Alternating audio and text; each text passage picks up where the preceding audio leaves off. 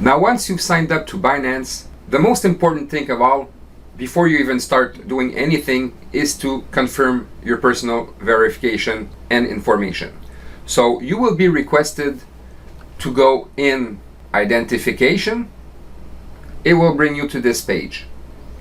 From there, you will need to submit your basic information and get verified.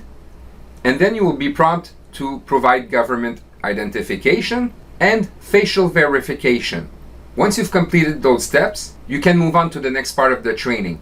I don't think that you need to withdraw $200,000 daily, so you don't need the advanced verification. All you need is the basic and the intermediate. Please move on to the next part of the training. So the first thing you should be doing when you open your Binance account, whether it's Binance US or Binance.com, is to go in security and do your settings. Now, the most important ones you need to take care of is the Google authentication. The Google authentication, you just need to go on your mobile phone in your app section and download the Google authentication tool. And then you just follow the instructions that are here. It's very simple to do. And then you want to do the same thing for your SMS authentication. So basically you're going to have a code that goes to your Binance, to your phone. So this will add an extra layer of security. As for the email address, especially if you're going to be using money wires or electronic wires or bank transfers, call it what you want, I would suggest you use the same email that you use with your bank. And last but not least is the anti-phishing code. So this will add an extra layer of protection within your email messages. So every time that Binance will send you an email message, you will see your anti-phishing code on it. So this will allow you to identify that this is truly a Binance email and not some phishing fake email you're getting. So that adds another layer of security. So once you've added your Google authentication, your SMS authentication, and your anti-phishing code, and made sure that your email address matches your bank email, then you're ready to start buying crypto. Please move on to the next part of the training. Okay, so for you to be able to buy coins, you're going to need to convert your country's fiat into one of these following coins here. But most people use USDT coins. The USDT is what we call a stable coin. It's the closest one to the US dollar. So if you want to trade $1 for $1, for example, USDT is your best alternative. Now, in order to buy crypto, all you need to do is click the Buy Crypto tab. You could buy with credit card in some countries, not all of them. But if you cannot buy with your credit card, most of the time you could do it through P2P trading. So P2P trading is bank transfers basically. So me personally, I'm in Canada, so I use the P2P trading. So once I click here, basically, I make sure that I'm in USDT. I select my country's currency. I enter the amount of money. So for example, I could want to buy $1,000 Canadian and convert it to USDTs. And the payment option in my case is Interact Transfer. It's basically a bank transfer. But again, this here goes with your country currency. So when you're going to select your country currency, whatever is available for you to use is going to be here. So in my case, as I said, I was using e-transfer. So here, for one USDT, I would need to pay $1.25 in this case.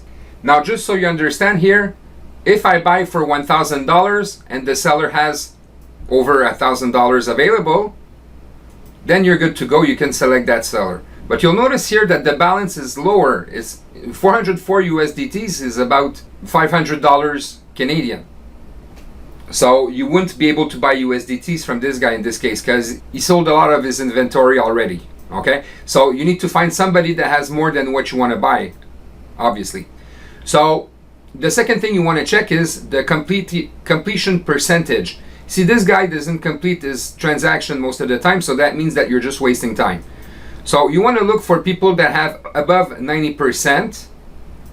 And in this case, for example, I said 1,000, so you want to make sure that they can cover your $1,000 Canadian in this case and convert it to USDT.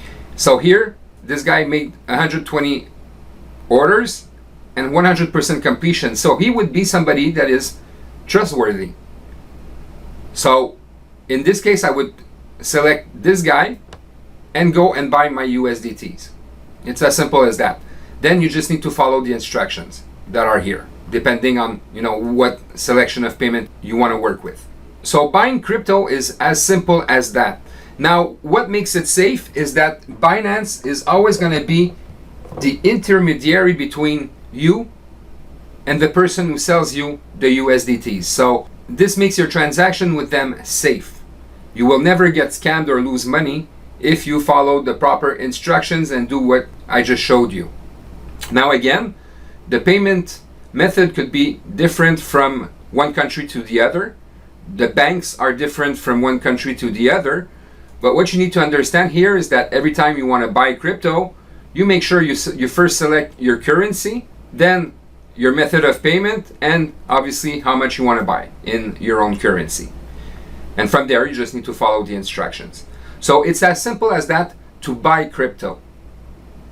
And when you're going to have USDT, that's when you're going to be able to buy coins. And I'm going to show that to you in the next video.